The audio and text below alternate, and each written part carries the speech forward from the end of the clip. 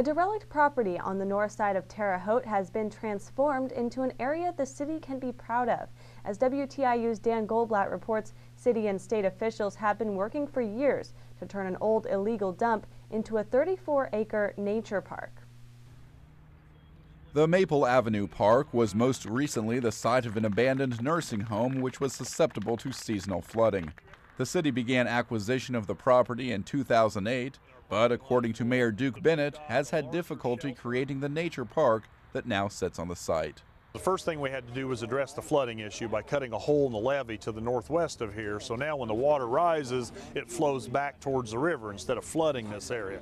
While researching the history of the property, Bennett says the city discovered that at some point in the past, people had been using parts of the site as a landfill. We went through a long process of removing all that, replacing it with clean fill, and then going through the state testing process to make sure it was ready for public use. Bennett says the city was able to fund most of the brownfield remediation through state and federal grants. The State Department of Natural Resources has stocked the 10-acre pond in the middle of the site with thousands of fish, but says residents must have an Indiana fishing license if they want to dip their line. Naoma Summerlot has lived near the property for more than 50 years. She says she plans to take advantage of the paved walking trail around the pond. I just plan to come over here to walk and maybe fish with my new friend, Charlotte.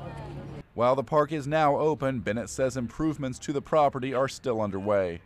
He says a bigger parking lot, a boat ramp, and a large shelter are coming soon. For WTIU News, I'm Dan Goldblatt.